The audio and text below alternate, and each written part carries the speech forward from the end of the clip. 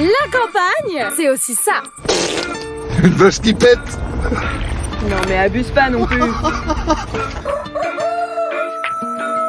À la campagne, tu crois qu'il n'y a rien à faire? C'est l'hymne de nos campagnes, de nos rivières, de nos montagnes.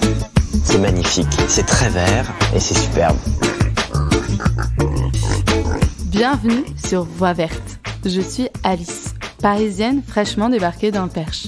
Cette année, avec ma petite famille, nous avons décidé de changer de vie et de troquer notre appart en région parisienne pour une maison plantée dans la nature et les champs.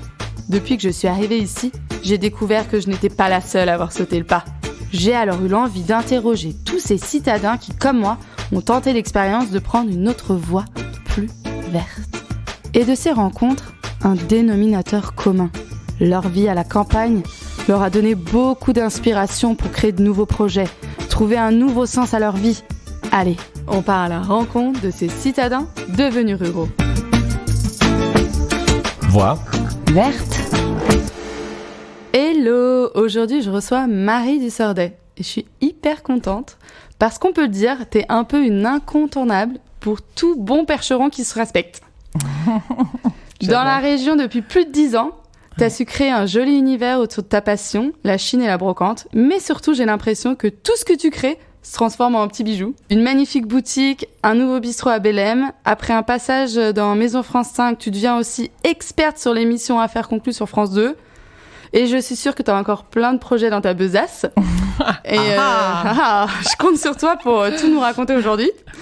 Je t'ai invitée aujourd'hui parce que dans Les Voix Vertes, on parle de ces citadins qui ont un jour décidé de sauter le pas, de s'installer à la campagne, ce qui fait aussi partie de ton histoire, je crois. Absolument. Donc Marie, tu vas nous en dire un petit peu plus et avant tout, est-ce que tu peux te présenter, même si ma présentation a été très complète, n'est-ce pas ? Absolument. Bonjour Alice, Bonjour. Je suis ravie d'être là, je suis ravie que tu m'aies invitée à partager un moment avec toi. Effectivement, donc Marie, j'ai X années quelques années derrière toi. Derrière moi déjà. J'ai 3 enfants et un mari. Ouais. Et on est une équipe assez solide et assez forte. En fait, on a une vraie cellule familiale tous les 5. On a besoin les uns des autres. Et ensemble, on a franchi le cap. Bon, les enfants étaient petits, mais ils vont dire qu'on quand même c'était ensemble. De quitter Paris il y a 11 ans. Ok. Et de venir s'installer d'abord à Nocé, donc dans le Perche, sachant que nous, on est lyonnais avec Jacques. D'accord. On était à Paris depuis très très longtemps. Et en fait, il y a eu un moment donné, mais alors on n'arrive plus très bien à se souvenir comment c'est arrivé. Sauf que nous, on a toujours aimé l'immobilier, on a toujours aimé acheter des choses, les retaper, etc. Et comme on était indépendants, ça nous permettait aussi d'avoir, je dirais, un petit fonds de roulement, un petit revenu complémentaire, qui est parfois plus que complémentaire. Et donc là, on s'est dit, tiens, on aimerait bien retaper quelque chose dans une campagne à 2 heures de Paris. Okay. Et en fait, comme on est lyonnais, on voulait partir vers Lyon. Et puis finalement, en fait, on n'était pas super fan. Et petit à petit, on est arrivé à l'ouest. On nous avait parlé du Perche. Et on a eu, mais juste Enfin, ça a été une rencontre hallucinante. On n'était jamais venus avant dans le Perche. Ok. Et un jour, avec nos 3 enfants, on débarque. Et tout était évidence. C'est-à-dire que, alors je me souviens pas du tout de la météo, etc. C'est un non-sujet. Moi, je fonctionne pas du tout. J'ai pas du tout d'humeur qui varie en fonction du temps. Ouais. Donc en fait, bon, je préfère quand il fait beau. Peut-être qu'il pleuvait. Mais voilà, peut-être qu'il pleuvait, mais enfin, c'est pas grave du tout.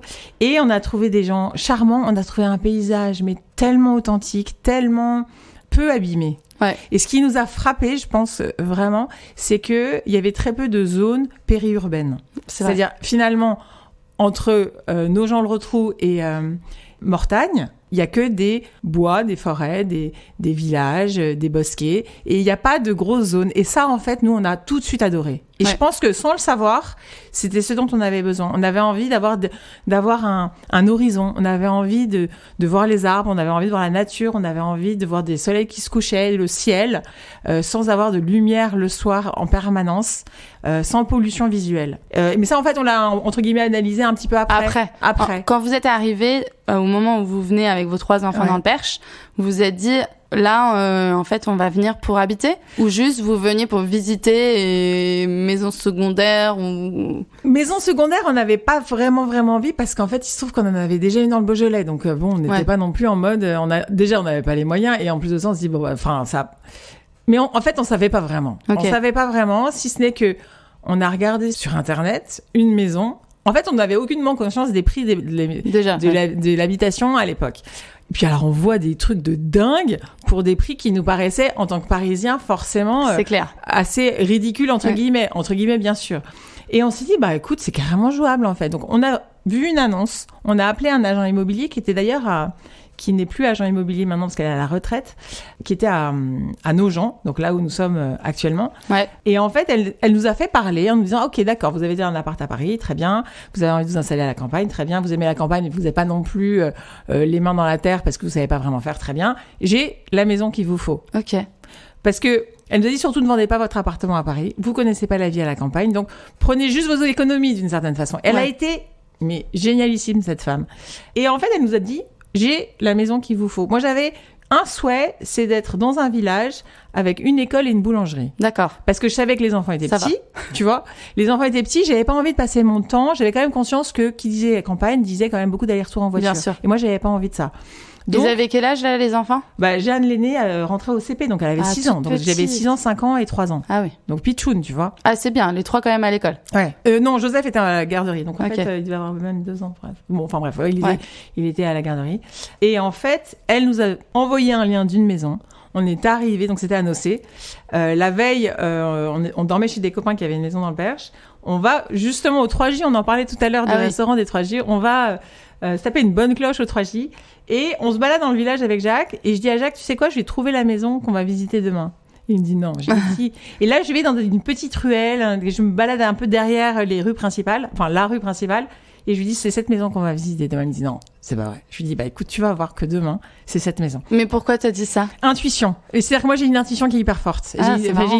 J'ai toujours, encore plus depuis que j'ai des enfants, mais j'écoute énormément ma petite voix. Ouais. Et je la laisse vraiment parler.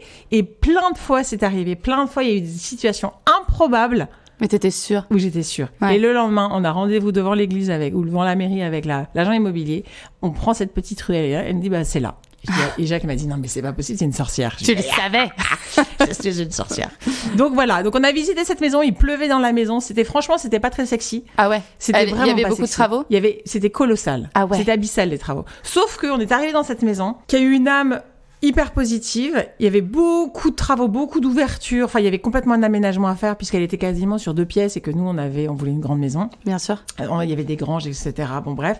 Et tout est apparu de manière évidente. L'après-midi, on a vu un entrepreneur. On a parlé argent. Il nous a annoncé un budget. On lui a dit OK. Ah ouais. Mais on a vu qu'une personne à chaque fois. Et t'as vu surtout qu'une maison? Et j'ai vu qu'une maison. Et donc c'était à Nocé, donc qui est un tout petit village entre Nogent-le-Rotrou et Bélem. Et en fait, je ne connaissais même pas Bélem, qui était quand même la ville un peu. On ne connaissait même pas Bélem, mais on connaissait pas. Rien. Et donc, t'as dit quand même que t'avais des amis qui vivaient dans le Perche? On avait des amis qui avaient une résidence secondaire près de Fin.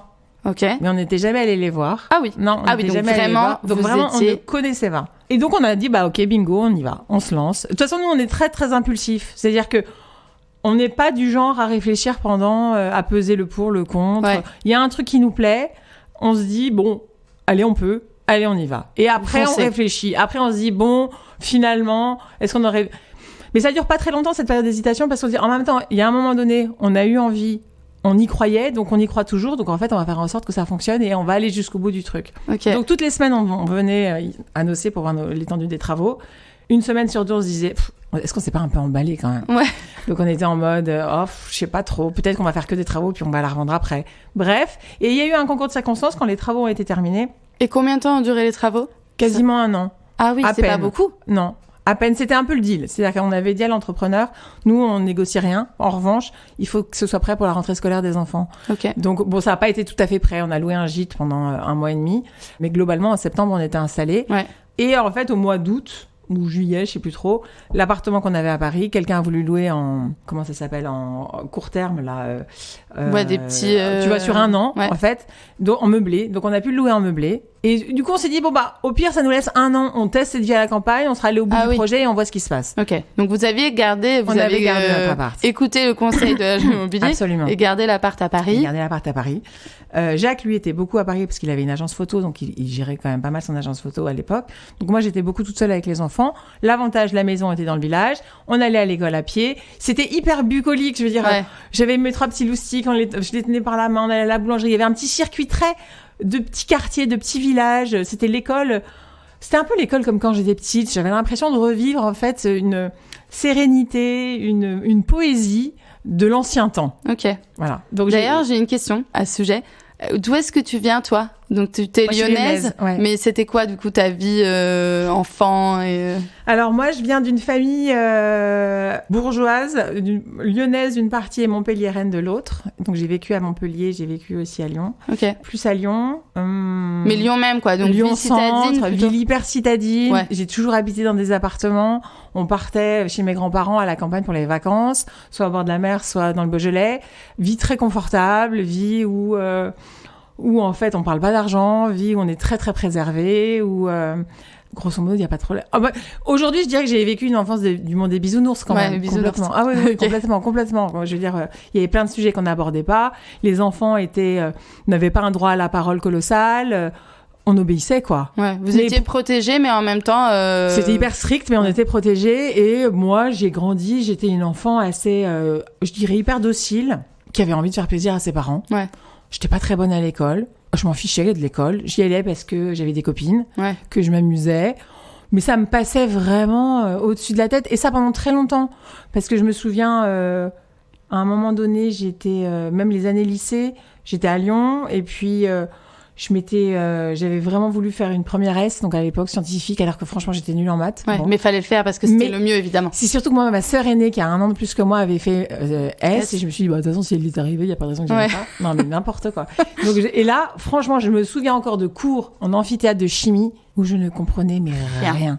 Et c'était même un gag, c'est-à-dire qu'autour de moi, quand la prof m'interrogeait, tout le monde me soufflait les réponses, parce qu'ils avaient tous pitié de moi en disant, mais la pauvre, quoi. Qu'est-ce qu'elle fout là? Donc forcément, j'ai redoublé.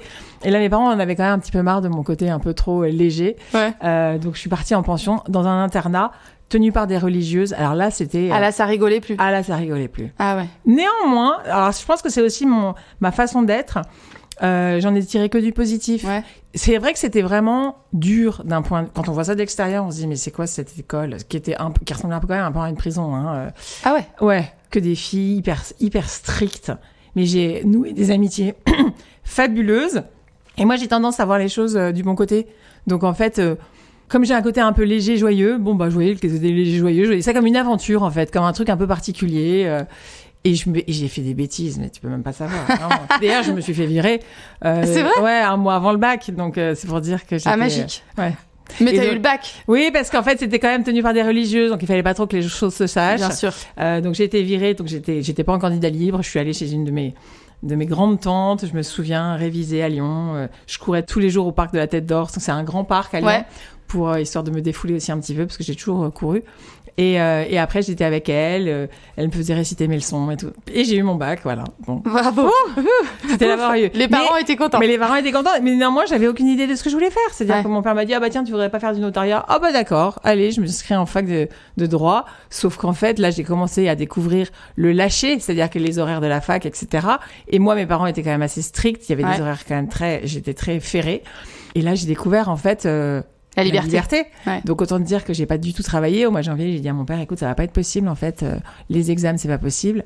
Donc il faut que je fasse autre chose. Et là, je suis partie en Belgique travailler dans la gémologie. J'ai eu un parcours assez particulier. J'ai travaillé pendant 2 ans dans la gémologie et j'ai trouvé que c'était un milieu... Bon, déjà, j'étais très jeune. J'avais 19 ans. Il y avait beaucoup de personnes beaucoup plus âgées. C'est un métier très sérieux. Beaucoup d'hommes. Je me sentais pas du tout à ma place. Moi, j'arrivais une petite jeunette de 19 ans. Mais qu'est-ce qui t'avait donné envie? Ma famille était là-dedans. Ok. Et comme j'avais aucune idée, on m'a proposé, j'ai dit bah ok. Sauf qu'au bout de 2 ans de travailler là-dedans, j'ai clairement dit à mon père, écoute, ça va pas être possible. En fait, moi, cette vie autour du secret, du vrai business, des choses très sérieuses, en fait, ça m'intéresse pas. Okay. Moi, j'ai envie de partir. J'ai rencontré une femme qui était prof dans une licence de tourisme. Je me suis inscrite Et là, en fait, j'ai découvert un monde. J'ai toujours aimé voyager, j'ai toujours un peu voyagé avec mes parents. Et en fait, à l'issue de cette licence, il fallait faire un stage. Je suis venue à Paris faire un stage. Et puis quelqu'un m'a dit, bah écoute, si tu veux, en fait, je te garde, quoi. Et j'ai rencontré une femme qui s'appelle Danielle, qui m'a beaucoup donné confiance en moi et qui m'a beaucoup aidée et qui m'a vraiment fait confiance. Parce que j'ai toujours manqué beaucoup de personnes qui me faisaient confiance. Et là, elle m'a vraiment donné confiance et je partais en Amérique du Sud, j'irais tous les 2 mois quasiment, pour aller chercher des nouveaux endroits, des nouvelles destinations, des nouveaux hôtels, etc. Et là, j'étais toute seule et je baroudais. Et en fait, j'ai toujours eu un goût pour l'aventure. Ok. C'était pour une agence de voyage? C'était pour un tour opérateur, spécialisé Amérique du Sud. Et c'était en 98. Oh, ça devait être génial. Enfin, à l'époque, t'es jeune, tu fais que voyager. Ton métier, c'est juste de découvrir des endroits. C'est magique. Je gagnais des clopinettes, mais au moins, je vivais des expériences fabuleuses. C'est à l'occasion d'un de ces voyages que j'ai rencontré Jacques, donc mon mari. Ah oui? Ouais. On est dans un avion. On allait au même endroit et alors que j'étais avec quelqu'un, j'étais bien engagée. Mais t'as rencontré ton futur mari dans un avion et voilà. Ouais. Genre normal. Ouais, normal. Salut. Lunaire. Non mais surtout que Jacques est plus âgé que moi, il est lyonnais aussi. Il y avait aucune chance qu'on se rencontre à Lyon, il y avait aucune chance qu'on se rencontre à Paris. Ouais, vous faisiez pas partie des mêmes cercles. Un détournement de mineurs presque. Donc autant te dire que c'était absolument pas possible. Et là, il y a eu en fait, j'ai été chamboulée. J'ai été physiquement chamboulée, c'est-à-dire que j'ai ressenti mon cœur. Bah ouais, je pense que ça m'est tombé dessus. En fait, ça m'est tombé dessus. Ah, c'est trop bien. Alors que franchement, on était dans l'avion. Mais vous étiez assis à côté? Non, il y avait quelqu'un entre nous deux. Ah, j'adore. Le mec au milieu, il devait être trop gêné. C'était une nana qui, en plus, c'était l'époque, j'ai l'impression d'être un dinosaure quand je te dis ça, c'est l'époque où on fumait dans les avions. Ah oui. Donc elle se levait sans arrêt pour aller. Je sais pas si t'as connu cette époque. Oui, alors j'étais un petit peu jeune, mais je ne fumais pas moi-même. Ouais, mais donc les gens se levaient pour aller au fond, et donc Jacques s'est rapproché de moi. On a commencé à discuter. Et il y avait que des connexions, c'est-à-dire qu'il m'a parlé de Montpellier. Moi, j'ai grandi à Montpellier pendant un moment. Il m'a parlé de 2-3 endroits à Montpellier que j'adorais. Il m'a raconté qu'il avait fait son service militaire en Afrique. Mon père avait fait son service militaire en Afrique en coopération. Et il était lyonnais en plus. Plein de trucs comme ça. Et je me suis dit, oulala, qu'est-ce qui se passe? Et donc, j'ai fait semblant de dormir pour qu'il me lâche les baskets, qu'il arrête de parler. C'est vrai? Ouais. Ah ouais. Puis moi, j'étais pas très à l'aise dans les relations hommes-femmes, etc. Ouais. J'ai toujours été assez réservée, en fait. Okay. Donc moi, quand on vient trop me poser des questions un peu perso, à l'époque, en tout cas. Ouais. Ah bah désolé, mais là, on va poser des questions perso.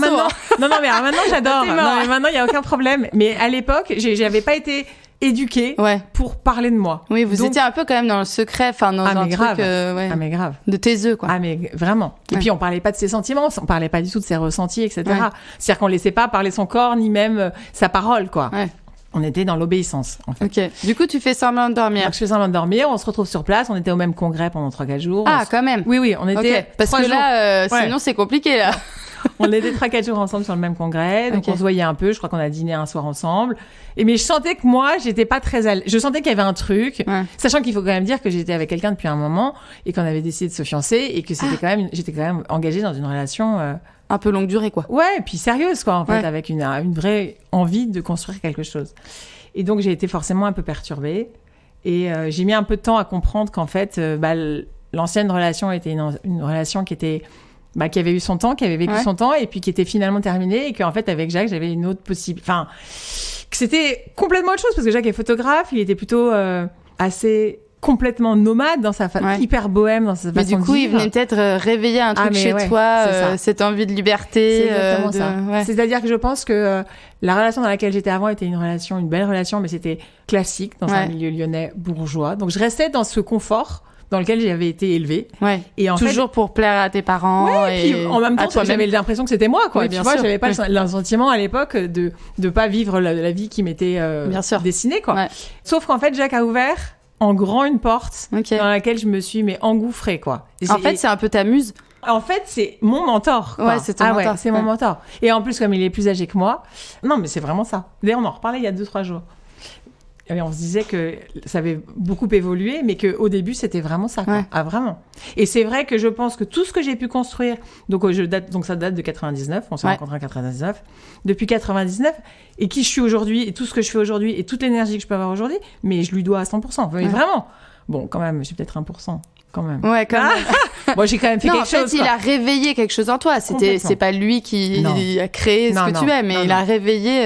Absolument. Et ouais, il m'a c'est ça. vraiment fait éclore, quoi. Il m'a Ouais. fait m'apprendre à me connaître. Et surtout, avec Jacques, rien n'a jamais été un problème. Ouais. C'est-à-dire qu'en fait, il m'a toujours laissé une immense liberté. Lui est un homme très libre. J'ai adoré sa liberté. Et en fait, il a su réveiller chez moi ma liberté. Ouais, c'est ça. Et donc, finalement, on a toujours vécu l'un avec l'autre de manière hyper libre. Donc, c'est assez merveilleux parce que, voilà, lui partait tout le temps en voyage, il revenait. Moi, je suis partie, je reviens. Toujours très libre. Et du coup, on s'est construit comme ça avec des départs et des retours. Donc, Ok. avec beaucoup de retrouvailles. Moi, j'adore cette période des retrouvailles. Et puis, en fait, on n'avait pas du tout. Donc, on venait tous les deux de milieux avec des valeurs très fortes. Ouais. Donc, déjà, on a habité ensemble avant de se marier, ce qui vraiment, enfin, dans Ah notre ouais, ça se famille, faisait pas. pas. Ah ouais. On l'a fait. Bon, en même temps, ça paraît dingue que je dis ça comme ça, mais c'est vrai. Enfin, à l'époque, chez nous, ça se faisait pas. Et puis, on n'avait pas vraiment envie de se marier. J'ai jamais rêvé de me marier, etc. Ok.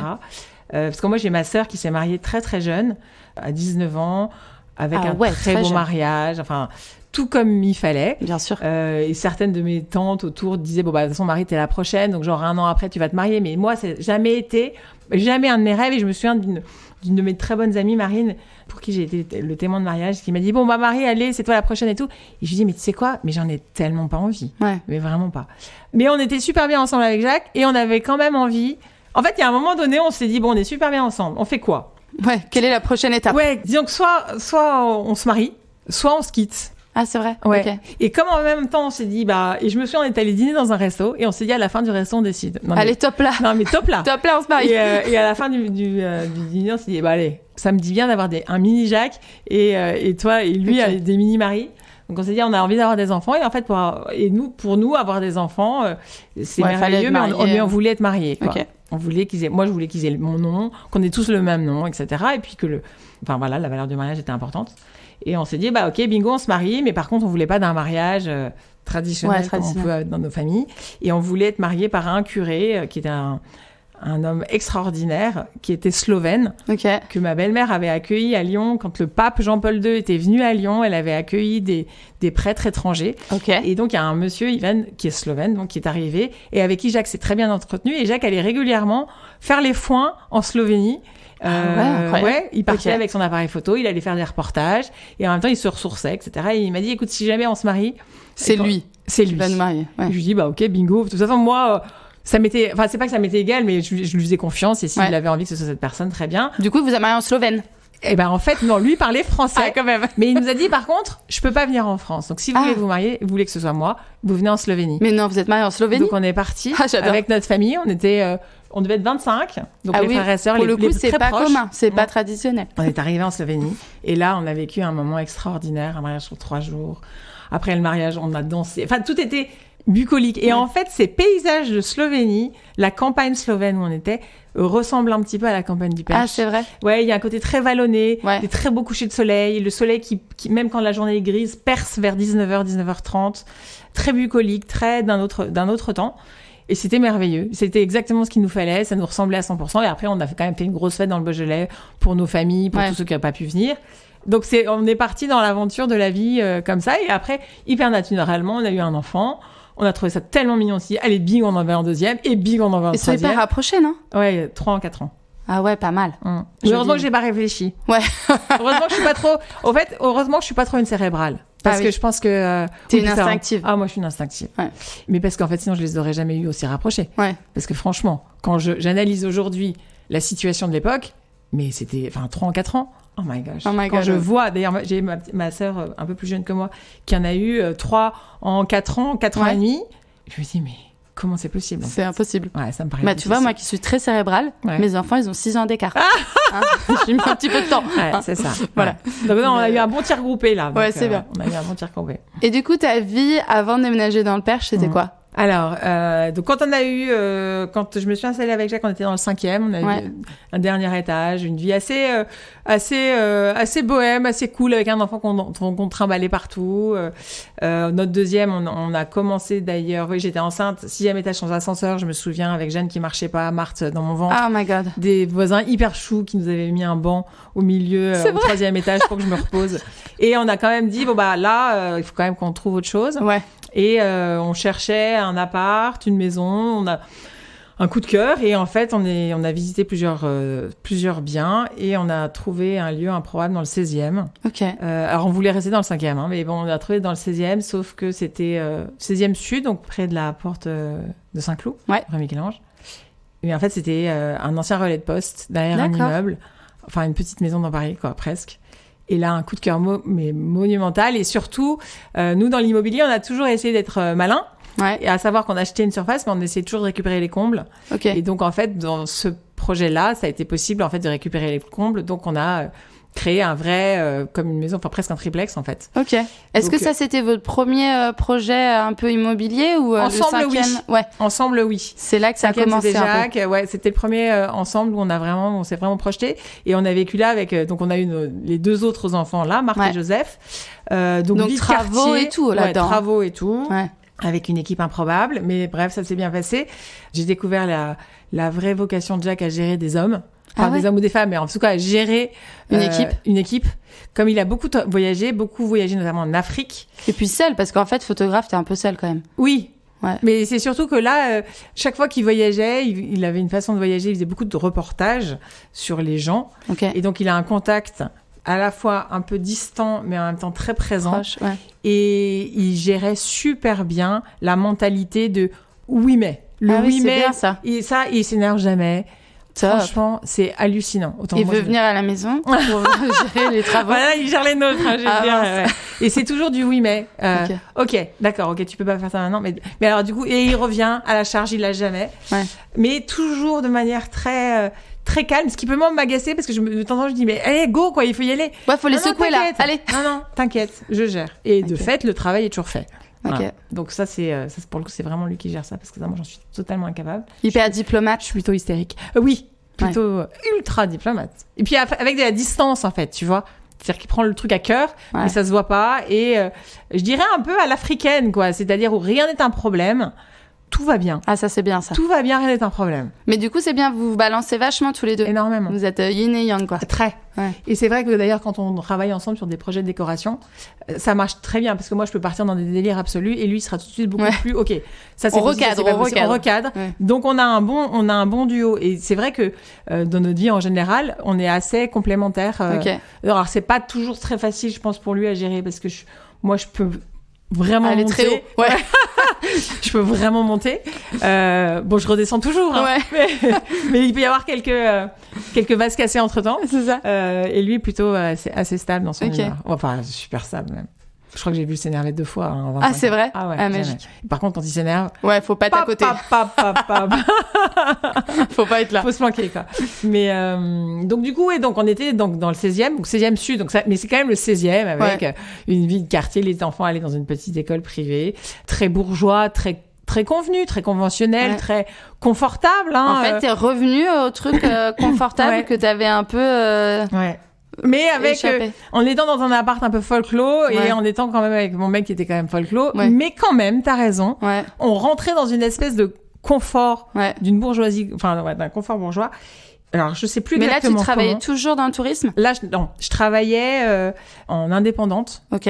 Parce qu'en fait, moi, je voulais élever mes enfants. Je voulais pas avoir de nounou, etc. Donc, effectivement, quand j'ai eu la 2e, j'ai arrêté d'être salariée. Ok. J'étais indépendante, j'ai travaillé un petit peu. Et après, j'ai travaillé pour Jacques. Et après, en fait, franchement, je me suis occupée des enfants. Donc, j'ai quand même arrêté de bosser pendant un petit moment. Parce qu'en fait, pour le coup, je pouvais pas tout faire. Ça, c'était pas possible. C'était surtout trop prenant. Ouais, surtout 3. Et puis surtout que je voulais vraiment m'en occuper. Je voulais vraiment être là, quoi. Et à un moment donné, je sais plus trop, là, j'ai un petit flou, j'ai plus une très bonne mémoire. En tout cas, on en avait un peu assez. Enfin, on se retrouvait pas dans ce conformisme et dans cette facilité de la vie. Enfin, facilité. Pourtant, c'est franchement Paris avec 3 enfants, c'est pas facile du tout. Mais vous aimiez pas cette vie un peu conforme? Non, en fait, même si on a des super copains qu'on adore et on est toujours content de revoir, le côté du dîner le vendredi soir et le dimanche soir, du vendredi soir et du samedi soir, en fait, je pense que en tout cas moi, ça commençait à m'angoisser un petit peu et à me renvoyer une image de conformisme que je ne voulais pas. Moi, j'avais besoin de fun et donc, en fait, on a enclenché sur le Perche, quoi. Et là, on a retrouvé, du coup, tout le pétillant qui nous habite. Et on a réouvert, en fait, notre fonctionnement fun, où chaque jour est différent. Ça vous a redonné un élan. Vraiment. Et un élan créatif, du coup, aussi. Un élan créatif. C'est-à-dire que là, on a ouvert les portes créatives. Ouais, c'est ça. C'est-à-dire que moi, à Paris, j'avais organisé quelques ventes éphémères.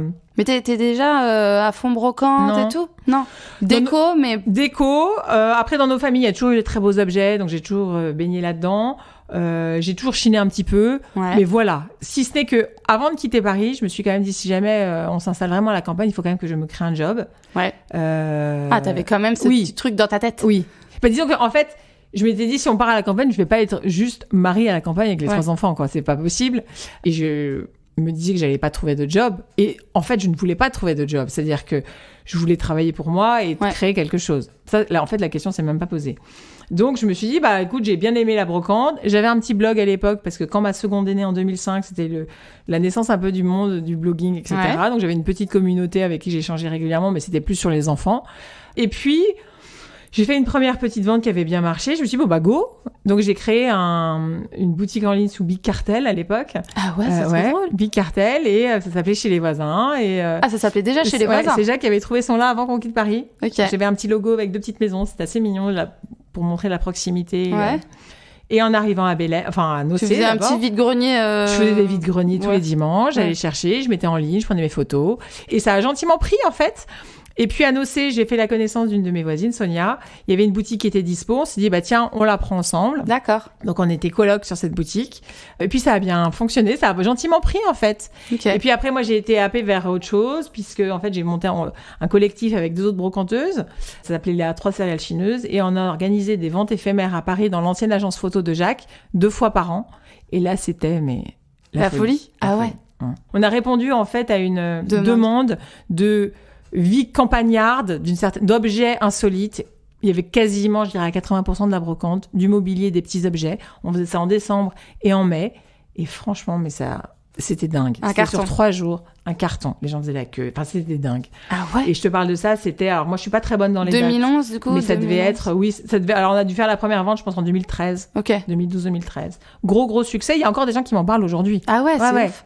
Et donc, c'était 2 personnes que tu as rencontrées dans le Perche? Non, c'était 2 brocanteuses que je connaissais via pas Instagram, mais via les blogs, en fait, à l'époque. Je leur avais acheté de la marchandise, et puis on s'entendait bien, et puis on s'est dit, tiens, et si on essayait? Moi, j'ai un local à Paris.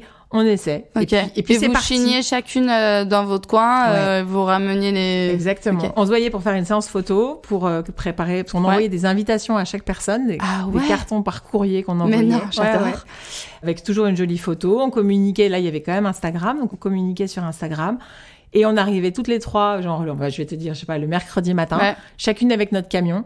Et on déballait, on savait pas ce qu'on avait les unes les autres, et on créait une ambiance dans une boutique qui devait faire, 25 mètres carrés à tout casser. Ah ouais, c'est ouf. On utilisait le trottoir devant. Non, c'était génial. Ah, trop bien. Ouais. Et du coup, c'est un peu là qu'a commencé l'aventure de Chez les voisins à Bellem ou... Alors, quasiment. C'est-à-dire que suite à ça, en fait, il y a eu une personne des Galeries Lafayette qui nous a sollicité, donc qui a sollicité notre collectif pour décorer du mobilier brocante, commencer à mettre en place de la brocante dans les grands magasins. D'accord. Et puis, on a refait des stands de la marque de prêt-à-porter féminin des Galeries Lafayette dans tous les magasins de France. Ah ouais. Donc là, on a commencé à rentrer dans la recherche de produits neufs, parce qu'en fait, la brocante, on pouvait pas non plus démultiplier, etc. C'est sûr. Donc, on a commencé à travailler avec de neuf. Donc, on avait un immense entrepôt à Mortagne-au-Perche qu'on louait, parce qu'on avait des palettes qui parlaient dans tous les magasins. Franchement, c'était la petite industrie. Ça devenait une grosse industrie, là. C'était assez fou. Alexandra et Cressel, avec qui je travaillais, on a aimé travailler toutes les 3 ensemble, mais le côté neuf, en fait, c'était vraiment pas leur ADN. Ouais. Donc, elles m'ont dit, écoute, nous, on n'est pas, le côté neuf, une fois que c'est terminé, on arrête. Moi, j'ai continué pour les hommes après. J'ai fait la même chose, mais pour les Galeries Lafayette, le magasin hommes. Et puis voilà, c'était assez lourd. Mais du coup, moi, je suis rentrée dans l'industrie, entre guillemets, du neuf. Ok.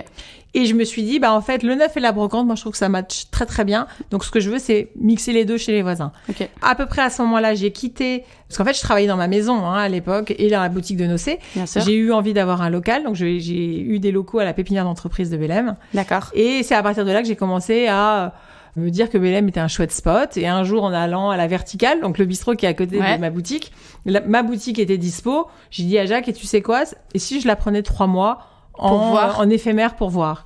Et c'était il y a 6 ans. Ah ouais, c'est ouf. Ouais. Donc c'était parti pour de l'éphémère. Hein. D'accord. C'était genre mai, juin, Pop-up, juillet, août, quoi. pop-up de l'été pour voir ce que ça donne. Et là, en fait, t'avais de la brocante et du neuf. Ouais. Ok. Je mixais les deux. C'était une boutique qui était vraiment... L'emplacement, c'est celui que tu le connais. spot donc est le spot super. est canon. Ouais. Sauf que la boutique c'était une vieille maison, cracra. Ouais. Tout était un peu crasse-pouille, tu vois. La devanture était super crasse-pouille, etc. Enfin, c'était une vieille boutique. Moi, j'avais pas de ronde, donc je voulais pas du tout investir. Enfin, je me posais même pas la question. Et puis, l'ensemble a été vendu à un couple qui a complètement tout refait et qui a aussi refait ma vitrine, ma devanture. Donc, après ton petit pop-up pendant 3 mois, je suis restée là-dedans. Ouais. Et un jour, tout le bâtiment a été en vente. Donc, moi, j'ai continué à être locataire. Je suis continuée à être locataire. Okay. Sauf que j'ai gagné une magnifique, en tout cas, devanture vitrine, grâce à ces propriétaires qui ont refait la maison toute exactement. belle. Et du coup, d'ailleurs, maintenant, au-dessus, il y a des chambres d'hôtes. Donc, c'est un joli complexe, un joli ensemble. Ouais, c'est trop beau, ce bâtiment. Ouais. Et dans ce laps de temps où j'étais installée dans la boutique de Bélem, je voulais quand même quitter la pépinière d'entreprise parce qu'en fait, le principe d'une pépinière d'entreprise, c'est pour lancer les entreprises et qu'au bout de 3 ans, en fait, il faut voler de ses propres ailes ou s'arrêter. Donc, on a racheté un ancien, comment ça s'appelle? Une ancienne grange à grains.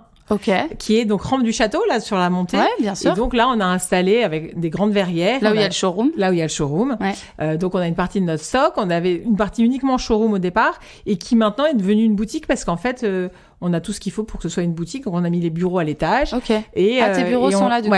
D'accord. Du coup, les bureaux sont à l'étage. En dessous, c'est ce qui était avant le showroom, tout ce qui était expédition, etc. est devenu vraiment une boutique. Donc, maintenant, j'ai les 2 boutiques. Et au milieu des 2 boutiques, il nous manquait un petit troquet, donc on a ouvert un petit bistrot. La nouveauté, de l'été.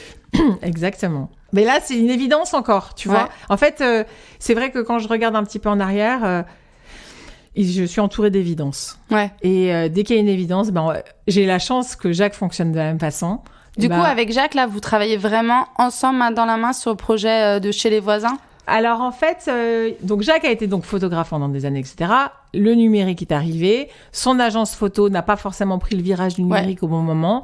Donc, puis surtout, les magazines achètent de moins en moins de photos. Bien sûr. Donc c'était un peu la dégringolade. Il gère toujours des stocks d'images. Okay. Mais c'est quand même plus difficile à vendre. Il a toujours eu un très gros client dans la mode, qui était en fait un peu son job alimentaire. Okay.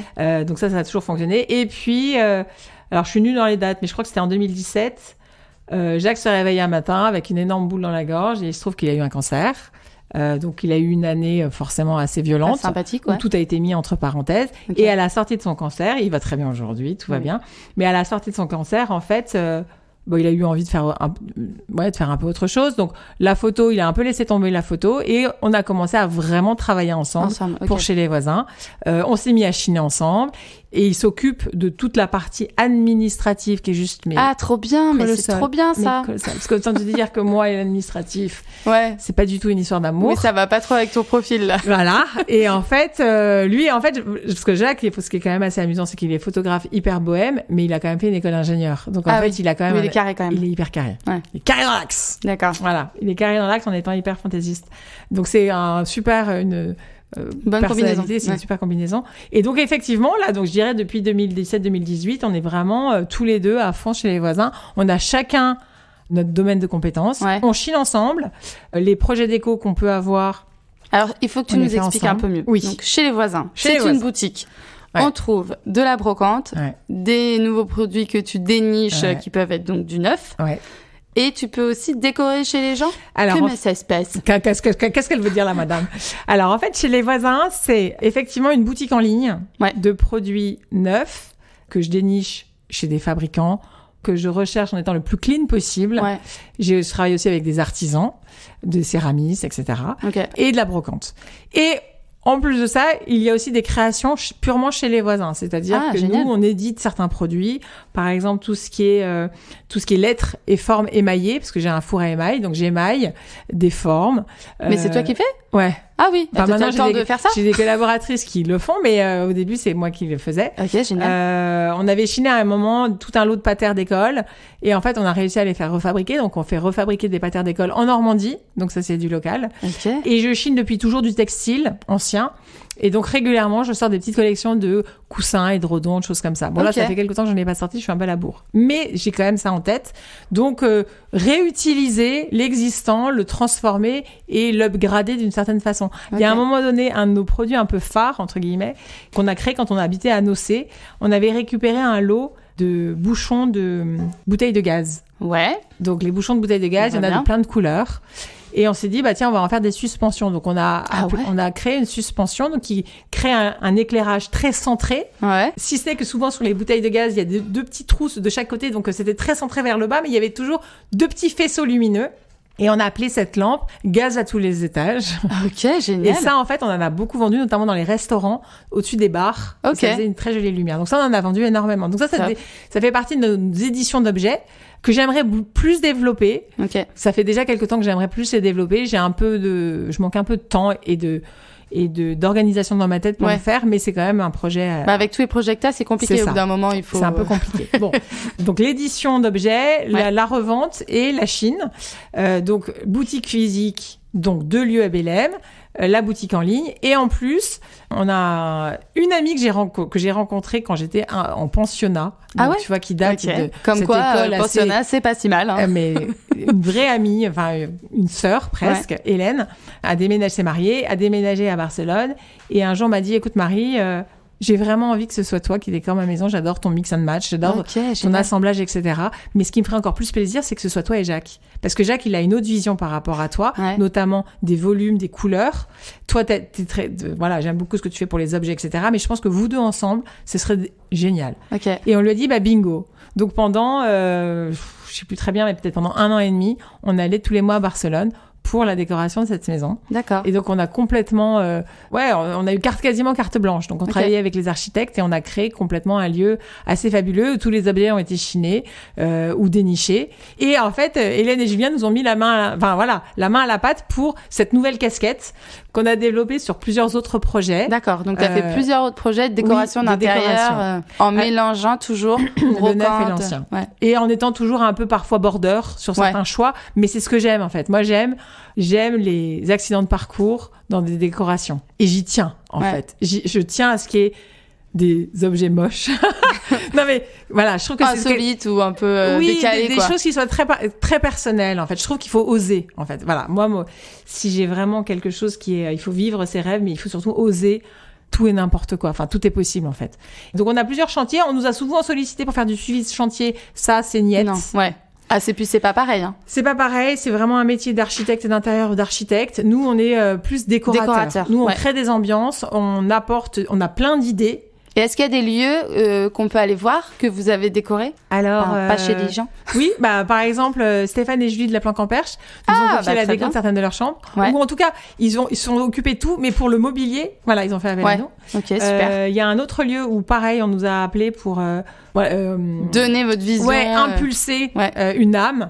Pour pas que ça fasse neuf, en fait. C'est la Revardière, le domaine de la Revardière, qui est à Fin, qui est un domaine de réception, mariage, séminaire, etc. Ok, il doit y avoir une 15aine de chambres. Il y avait le 5 à Bélem, qui était un salon de thé. Ça a été repris. Donc maintenant, ça a été repris par quelqu'un qui a changé la déco. Mais à l'époque, en fait, Yasmine, le brief de Yasmine, c'est « J'ai pas beaucoup d'argent, j'ai des objets chez moi, j'aimerais que vous me créiez un lieu en mélangeant petit budget, mais surtout en intégrant ce que j'ai chez moi que je trouve déjà moche. En plus, c'est des choses qu'elle aimait pas. Donc, on a fait un shopping chez elle, on l'a mélangé avec d'autres pièces, et franchement, le lieu était assez particulier, assez british, et en même temps, c'était un peu un cabinet de curiosité, des trucs on se dit, mais qu'est-ce que ça fait là? Et en même temps, dans l'ensemble global, ça allait bien. Mais ça, c'est un talent de faire ça, parce que moi, je me rends compte, parfois, il y a des choses, même quand je vais chiner, où je suis quand même pas très forte pour ça, faut le dire. J'y vais, je vois des objets, et je me dis, je vais jamais mettre ça chez moi. Enfin, franchement, ça va pas du tout. Et après, quand je vois des images sur Insta, ou même des gens qui ont ce talent-là de chiner, ils mettent, par exemple, ce tableau trop moche, que jamais j'aurais acheté, et chez eux, c'est trop beau. C'est ça. Mais en fait, c'est ce que je te dis, c'est qu'il faut oser. C'est-à-dire qu'en fait, je crois que en tout cas, moi, mon secret, je dirais que on voit quelque chose qui nous interpelle.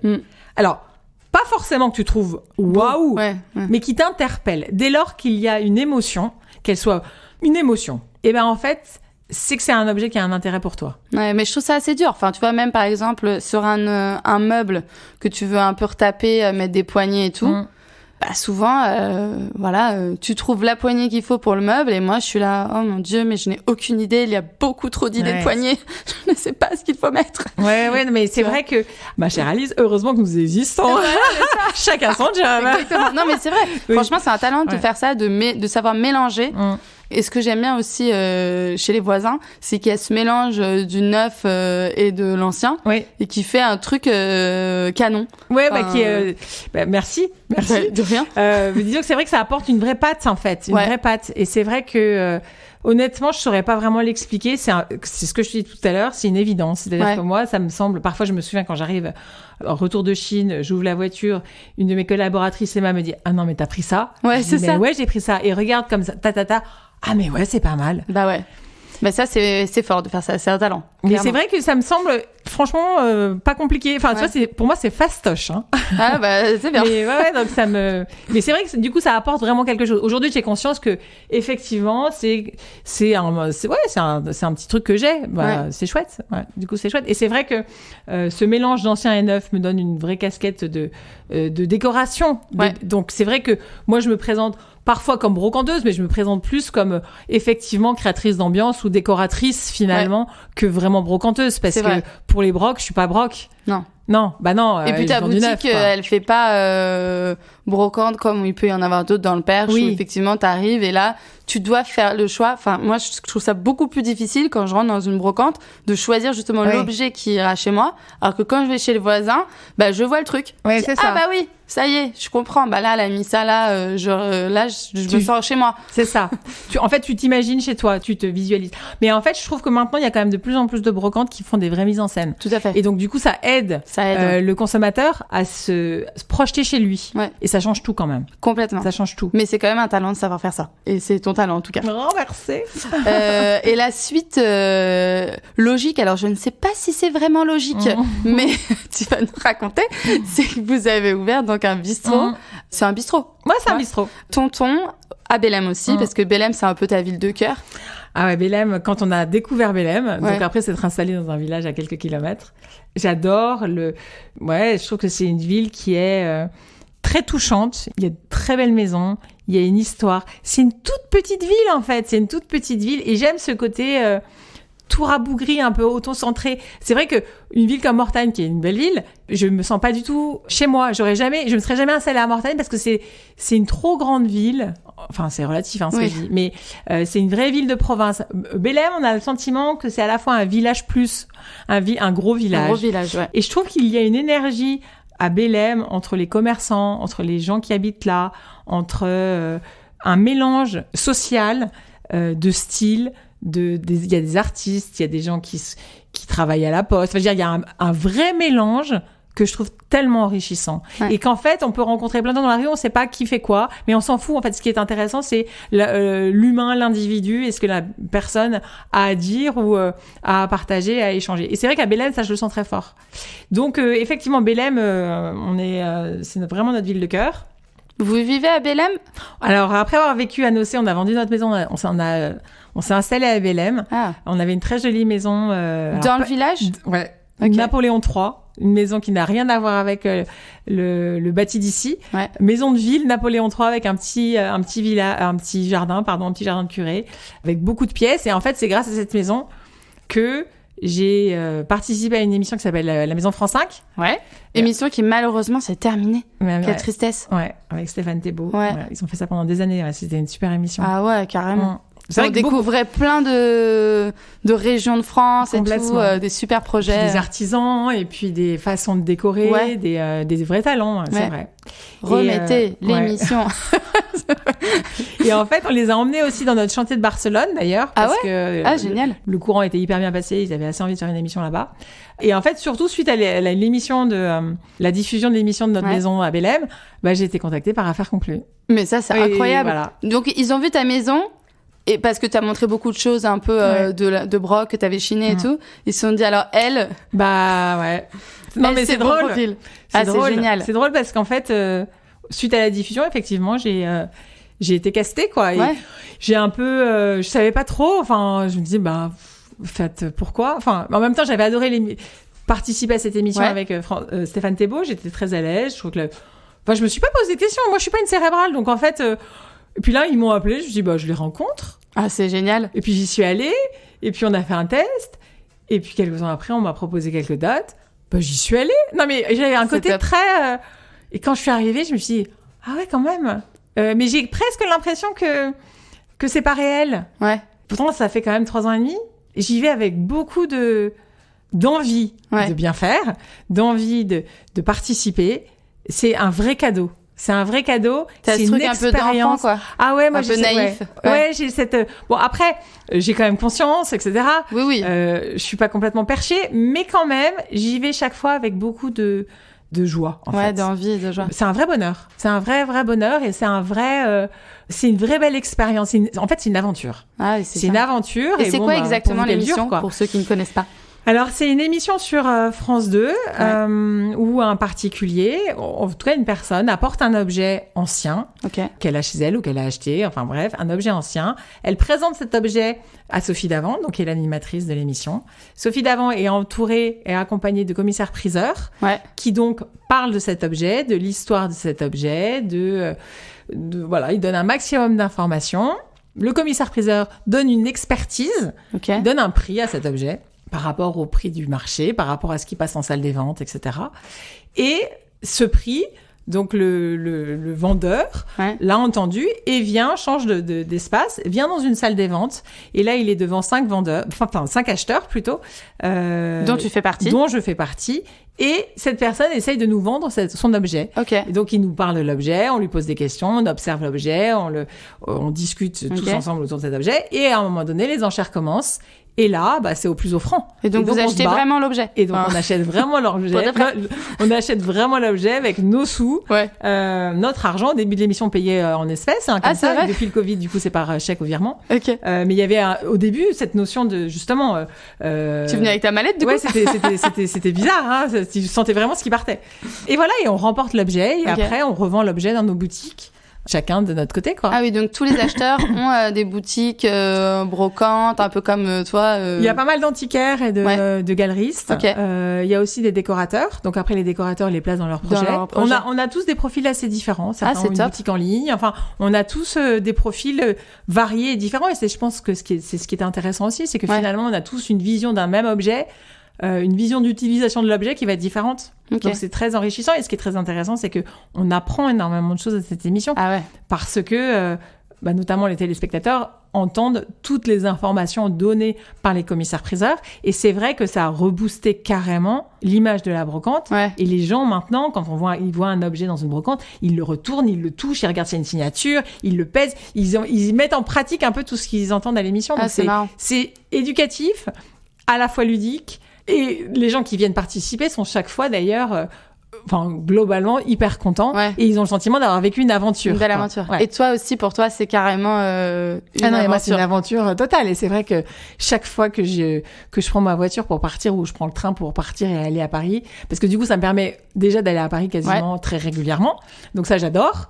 Et puis, je rencontre les acheteurs, je rencontre des vendeurs, je rencontre des commissaires-priseurs, je retrouve des amis, j'apprends des choses sur les objets.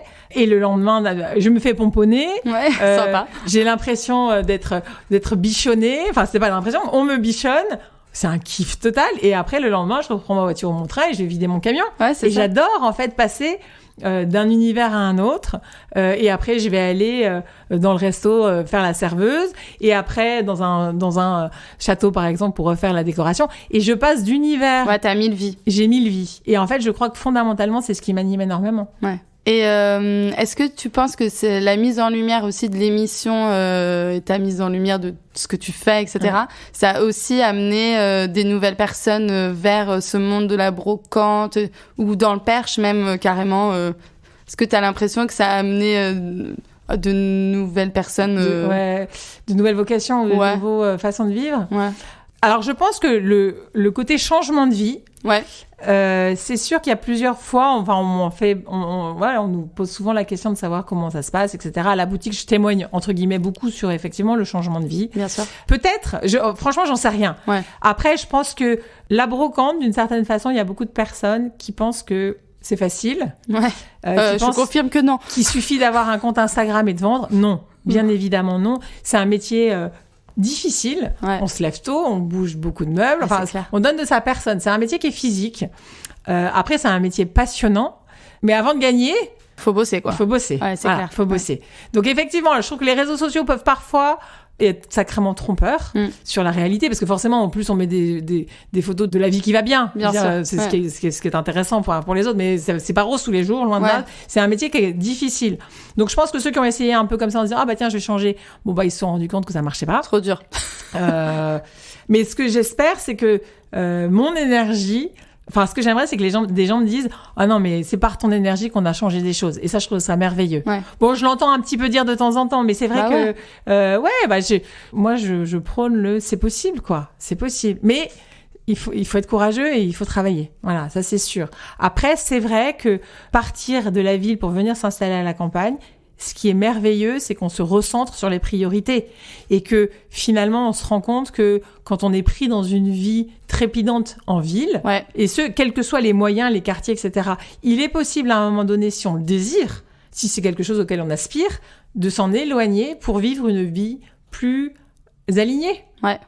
Qui ressemble vraiment à ce qu'on est au fond de soi. Mais pour ça, ça implique qu'il y ait eu un petit travail de reconnexion à soi-même. Personnel. Absolument. Ouais, c'est clair. Ça se décide pas, tiens, comme ça, ah bah j'ai changé. Non. Si vraiment, intrinsèquement, on ressent le besoin de vivre plus simplement et de se rapprocher de la terre, Ouais. la campagne est merveilleuse. Voilà. Si on va chercher autre chose, j'en sais rien. Mais en tout cas, c'est vrai que la vie simple c'est une valeur ou pas. Enfin, je veux dire, après, c'est chacun sa route, quoi. Ouais. C'est pas universel, ça correspond pas à tout le monde, mais chacun sa route. Et c'est vrai que je trouve ça très chouette de voir l'engouement que peut avoir en ce moment depuis le Covid. Ça a été une vraie accélération. Cette envie des individus de vouloir lâcher un peu les paillettes pour se recentrer. Et se reconnecter à se soi. reconnecter à soi, à ses proches et à ce qui est important dans la vie, quoi. Et du coup, j'avais une des questions, c'était est-ce que tu penses que le fait d'avoir déménagé, toi, à la campagne il y a 10 ans, Ouais. est-ce que c'est ça aussi qui t'a amené vers ces changements de vie professionnelle? C'est un peu ce que tu dis. Donc, ça veut dire que t'as décidé de faire des changements perso, donc de changer de vie, d'amener tes enfants à la terre, à la nature. Est-ce que c'est ça, tu penses, qui a réussi à te lancer vers ces projets-là? Est-ce que tu aurais pas pu le faire à Paris, quoi? Non, jamais. C'est clairement ça. C'est-à-dire qu'en fait, moi, je me souviens quand même d'une discussion qu'on avait eue avec Jacques, où on se disait, on vient de milieux favorisés, on a de la chance, voilà, on est bien nés. En fait, on a envie que nos enfants se rendent compte que la vraie vie, c'est pas ça. Et donc, en fait, qu'il y a un vrai mélange, qu'en fait, tout le monde ne vit pas comme on vivait, et qu'en fait, on peut se permettre de prendre, entre guillemets, ce risque-là. À ce moment-là, c'était ça. Et c'est sûr que tout ce qui m'est arrivé depuis 10 ans, mais ça vient du fait qu'on ait quitté Paris, qu'on se soit installé là. Ouais. C'est-à-dire qu'ici, pouvoir travailler dans la brocante et avoir un entrepôt, c'est facile. Et puis surtout, financièrement, on a quand même moins de besoins ici. Si on gagne moins d'argent, au départ en tout cas, c'est pas très grave. En fait, on a les besoins primaires qui sont nécessaires. Ouais. Donc d'avoir un toit, de se nourrir, et puis voilà, que les enfants aillent à l'école. Comme sinon, en soi, on n'a pas non plus énormément de besoins fondamentaux. Donc c'est sûr que de se détacher de la lumière parisienne et du monde et du tumulte et de tout ce que ça comporte pour venir ici, où finalement, bon bah oui, il y a moins d'activités culturelles. En tout cas à l'époque, on vivait très simplement, quoi. Et tes enfants, justement, comment bon après tu peux pas vraiment comparer entre vu qu'ils ont été élevés ici. Oui. Comment tu dirais que eux ils sont par rapport à peut-être des enfants parisiens un peu... Alors, ce qui est assez marrant... Sans faire de généralité. Non, mais je comprends ce que tu veux dire. En fait, ce qui est assez marrant, c'est que un de nos gros questionnements pendant toutes les années où les enfants étaient petits, c'est « Ok, nous, on a fait ce choix en tant que parents. Je pense que tant que les enfants sont au primaire, il n'y a aucun problème. C'est très bien de les élever à la campagne, etc., dans la nature. Ils sont dégourdis, etc., etc., Après, c'est vrai qu'on avait quand même dans notre tête un côté ah oui, mais enfin les études, l'importance des études, etc. Et c'est vrai que quand on est à Paris, il y a quand même une pression au niveau des études qui est quand même hyper importante. Ouais. que moi je déteste, hein, mais en même temps, je la déteste pour moi. Mais est-ce que mes enfants, eux, est-ce que finalement je les gâche pas enfin c'est moche hein, mais de dire ça comme ça, mais Ah non, mais est-ce que c'est un finalement vrai questionnement parce je que les gâche pas. Ouais. Et donc on s'est dit bon bah quand Jeanne rentrera en 6e, on rentrera à Paris. Ah, Puis c'est vrai, vous vous étiez dit ça. On s'était dit ça. Donc ça vous laissait 8 ans. Elle était au CP, donc ça nous laissait 5 ans quoi. 5 ans, ouais. Et en fait, quand les chances arrivaient, on s'est dit, mais non, mais en fait, on a développé plein de trucs ici, mais au-delà de ça, on est bien ici. Ouais. Et je me souviens de ma belle-mère, parce que chaque fois qu'on allait la voir à Lyon, qu'on partait à la montagne, on lui disait, bon, où est-ce qu'on va aller, où est-ce qu'on va s'installer, est-ce qu'on revient à Lyon, c'était tout le temps, pendant des années, ça a été un vrai questionnement. Ah, c'est vrai. Okay. On va pas rester dans le Perche, on va repartir pour les enfants, pour leurs études, etc. Et ma belle-mère nous disait tout le temps, vous inquiétez pas, mes chéris, il y a un moment donné, ça va être une évidence. Ouais. Ça va se faire. Bon, ça a mis un peu de temps là. Arrêtez de vous prendre la tête, grosso modo, mais ça va se faire. Mais nous, on était tout le temps quand même dans la machine à laver en disant, bon, on est super bien ici, etc. Mais les enfants... Hein. Et puis à un moment donné, on s'est dit, bon, bah finalement, Jeanne va rentrer au collège ici. Bah oui. Marthe aussi. Et on verra. On est bien. Ils sont bien. En fait, c'est l'essentiel. C'est l'essentiel. Ouais. Et que cette espèce de pression autour des études, etc., c'est pas le choix qu'on a fait. Sinon, si on avait fait ce choix-là, en fait, on serait resté à Paris. Ouais. Mais c'est dur de s'en détacher quand on a été nous-mêmes élevés là-dedans. C'est très dur. Donc, et puis, il y a les autres. Ah bon, mais tes enfants font pas 25 000 activités ou ils apprennent pas le chinois à l'école et tout? Bah non. Alors moi, quand j'ai dit que j'allais venir vivre dans le Perche, la première question qu'on m'a posée, c'est mais ils vont aller où à l'école? C'est ça. Mais il y a des écoles ici aussi. C'est ça. Ah oui, et ça, c'est vrai que c'est dur. Ouais. C'est compliqué. Ouais, c'est compliqué de s'en détacher. Et puis finalement, quand Jeanne est arrivée en fin de 4e, elle nous a dit... Nous, on leur a toujours dit, si jamais à un moment donné, vous avez envie d'autre chose, pourquoi pas. Et puis j'avais entendu parler d'internat. Donc je me disais, ah tiens, pour le lycée, c'est éventuellement une possibilité. Ah, toi, tu t'es pas dit après ce que t'avais vécu Ah non, parce que c'était hyper dur, mais j'avais adoré. Okay. Je me suis fait des super copines. Ouais. Donc non, j'avais adoré cette plutôt l'inverse, du coup. Ouais, en tout cas, je m'étais dit, l'internat, c'est génial si c'est une volonté de l'enfant, en fait. C'est surtout ça. Clairement, oui. Moi, à l'époque, c'était pas ma volonté, mais malgré tout, j'en ai tiré une super expérience et souvenirs. Mais si c'est la volonté de l'enfant, pourquoi pas? En tout cas, ça lui offre une possibilité d'un choix supplémentaire. Okay. Et donc, en fait, on a dit, tiens, il semblerait qu'il y ait la possibilité de, qu'est-ce que t'en penses? Et Jeanne a cherché, elle s'est dit, bah tiens, ok, elle a vu notre notion, on en a entendu parler, on s'est renseigné. Elle travaillait très bien, elle a fait un dossier, une lettre de motivation, on l'a aidée, on a rencontré le directeur, on a visité. Et puis elle nous a dit, bah moi ça me tenterait. Elle est où du coup? À Notre-Dame-de-Sion. Et ça c'est où? C'est à Paris dans le 6e. Ah donc c'est à Paris. Ouais, donc internat à Paris. Donc ouais. Et en fait Jeanne c'est marrant, c'est un peu inversé d'habitude. Et en fait elle avait envie de ville. Elle avait envie d'être à Paris. Elle avait un petit souvenir de Paris. Elle avait envie de pouvoir prendre le métro, de pouvoir aller voir ses copines et ses copains facilement, de pas être obligée qu'on l'accompagne, d'attendre. En fait, elle trouve qu'il y a beaucoup d'attentes à la campagne. Ouais. Et il y a, à son âge de l'adolescence, en fait, elle en avait un peu assez d'attendre en permanence. C'est marrant parce que c'est un peu l'inverse de nous, par exemple. Les citadins, nous, on a besoin de revenir à la campagne pour trouver la liberté, justement. Et c'est vrai que souvent, les ados, bon après, c'est peut-être aussi ce qui conduisent pas, eux, ils ont l'impression d'avoir moins de liberté. Parce que justement, ils ont cette dépendance aux parents, quoi. C'est ça. Ouais. Et je pense qu'en fait, cette dépendance, il y a un moment donné, certains enfants ont besoin de la couper, quoi. Ouais. Et c'est vrai que du coup, Jeanne est partie à Paris. Bon, d'un point de vue scolaire, ça a été très difficile au début parce qu'il y a une vraie différence de niveau. Mais elle s'est battue comme une warrior. Et puis là, elle est en terminale, tout va bien. Ouais. Et sa sœur, qui a 1 an de moins, a voulu aussi vivre une autre expérience. Donc du coup, nos 2 filles sont au même endroit. Au même endroit, elles sont toutes les 2 internes. Elles rentrent un week-end sur 2, un week-end sur 3, elles ne rentrent pas. En fait, elles rentrent quasiment tous les week-ends. Elles sont hyper contentes de revenir à la campagne. Elles sont hyper contentes de repartir aussi. Ouais. Bon, alors c'est vrai qu'il y a une pression scolaire qui est différente. C'est-à-dire que je sens que de temps en temps, par rapport à leurs copines qui sont restées dans le Perche, au lycée, bon, c'est stressant, quoi. Il y a un stress. Alors nous, en tant que parents, on leur rajoute pas du tout de stress, on leur en met pas du tout. On leur a dit, vous inquiétez pas. Dans tous les cas, ça va se faire.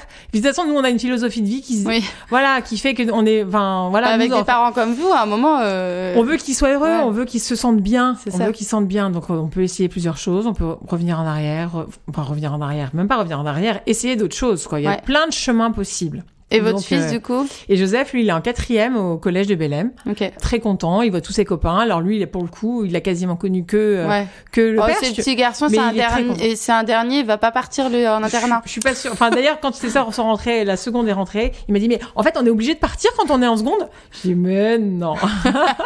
Il va rester avec vous, lui. Donc écoute, je sais pas, lui, il est un peu moins scolaire que ses sœurs, il a d'autres centres d'intérêt. Bon, chacun sa route. Franchement, chacun sa route. Et justement, là-dessus, j'ai des petites questions sur comment vous vivez votre vie à la campagne depuis ces années-là, depuis donc 11 ans.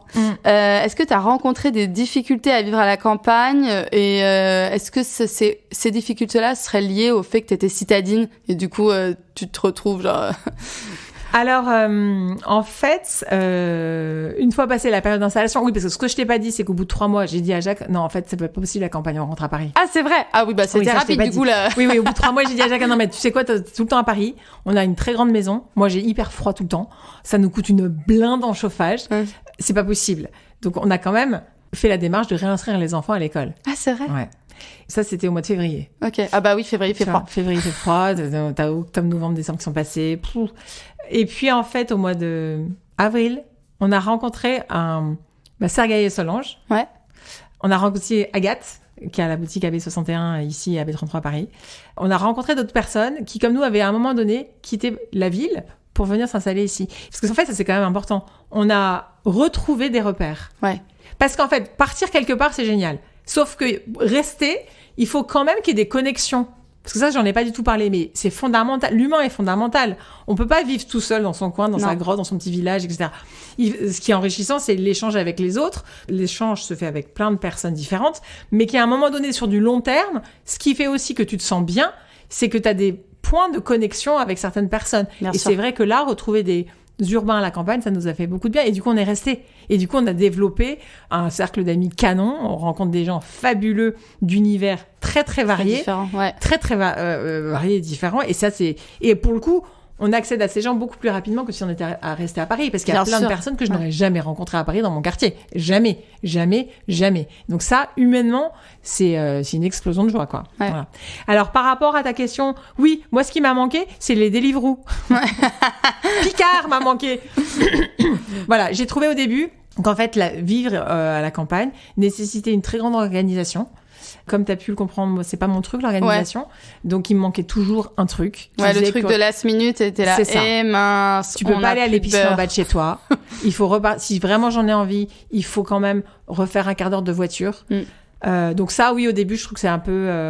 Bon, puis après, tu t'organises, t'as compris qu'il fallait anticiper. Et que tout prend 20 minutes. C'est ça, tout prend 20 minutes, que t'es forcément beaucoup dans ta voiture, quand t'es pas organisé. Donc, en fait, y a ça que j'ai trouvé pas très simple. Non, moi, j'ai eu un vrai problème avec le chauffage, en fait. C'est-à-dire que j'avais toujours eu l'habitude de vivre dans des appartements où on était bien. Ouais. Et qu'en fait, c'était pas possible de chauffer à la campagne comme on chauffe un appartement. Ouais. Donc, en fait, j'ai appris à mettre des pulls, à mettre des grosses chaussettes. Voilà, mais... T'as investi dans les grosses moumoutes. Exactement. Voilà. Tu vois, aujourd'hui, j'ai ma grosse moumoute sur moi. Voilà. Après, t'apprends. Et en même temps, quand tu vois la planète, etc., c'est très bien. Enfin, voilà. On a eu ces gestes-là un petit peu avant, de fait, quoi. C'est marrant parce que c'est des choses... Ça, j'ai remarqué aussi des choses dont on parle aujourd'hui, parce que aujourd'hui, on a des problèmes avec l'énergie, etc. Et c'est même plus lié, d'ailleurs, à la guerre en Ukraine que même à la planète. Oui. Mais voilà. Et tu te rends compte que des choses que les gens font à la campagne, qui leur paraissent totalement évidents, des citadins, on est là, ah bon, on doit mettre... On ne peut chauffer qu'une pièce, d'accord. Ah oui, ça va être compliqué quand même. Mais tu sais, en fait, les anciens... C'est du bon sens. Ouais, c'est ça. C'est du bon sens. Et en fait, à quel moment ça a vrillé, bref, on est là pour refaire l'histoire. Mais il y a eu vraiment une perte de bon sens. Mais même quand... moi, je me souviens de la cuisine de ma grand-mère. C'était des plats qui étaient mijotés. C'était des plats de saison. C'est des plats composés de légumes de saison. Bien sûr. Et puis, il y a eu une espèce de bouleversement dans les années 60 quand même, qui a fait que c'était tout de suite, etc. C'est emballé, quoi. Il y a eu un emballement. Mais en fait, là, on revient... à la vie de nos anciens, finalement. Ouais. Et c'est logique. Ouais, et au bon sens, je suis d'accord. Et en fait, le bon sens, c'est vraiment le maître mot, quoi. Tu veux des poules, t'as des poules, et puis t'as des œufs. Et puis, en fait, il y a un circuit court qui est possible, effectivement, à la campagne. C'est vrai. Et tu remets des moumoutes. C'est joli. Ouais, cool. Maintenant, heureusement, la mode, c'est des jolies moumoutes. Mais c'est vrai que c'est plus au niveau du confort. Je trouve que c'était difficile. Ouais. Où on nous bouscule vraiment. Après... je trouve que maintenant, quand tu viens t'installer dans la région, il y a une multitude d'offres et de possibilités qui fait que c'est beaucoup plus facile maintenant qu'il y a 15 ans ou même il y a 11 ans, quoi. Heureusement, mais c'est normal, en fait, il faut suivre l'évolution, il faut vivre avec son temps. C'est sûr que les réseaux sociaux ont énormément facilité aussi la rencontre humaine. Ouais. C'est-à-dire qu'aujourd'hui, t'envoies un message sur Instagram à quelqu'un qui utilise le même hashtag que toi, genre le perche, bah, tu lui envoies facilement un message sur Instagram. Rencontrer des gens qui sont à Longny quand t'es au Teil, c'est pas évident, mais Instagram, ça a fait qu'on peut se rencontrer. Absolument. Donc ça, c'est magique. Donc la modernité est magique de ce point de vue-là. Et c'est vrai que ça facilite sacrément les rencontres, et le fait que, ah bah tiens, on se serait jamais rencontrés sinon avant Instagram, en fait. Jamais. Ouais. Plus difficilement, en tout cas. Ouais, beaucoup plus difficilement. Et est-ce que tu as des idées, est-ce que tu avais des idées préconçues sur la campagne qui se sont avérées fausses? Est-ce que tu te disais avant de vivre à la campagne, ils vivent tous comme ça, ou je ne sais quoi? Pas tellement. Toi, tu partais pas trop avec des idées. Non, parce qu'en fait, comme Jacques, dans la famille de Jacques, qui sont originaires du Beaujolais, donc la campagne, moi, j'y suis toujours allée. Ouais. Donc en fait, je connaissais, mais même si je n'y avais jamais vécu, j'avais pas tellement d'idées préconçues, voire même en fait pas du tout. Non, mais ça, c'est parce que t'es une fonceuse.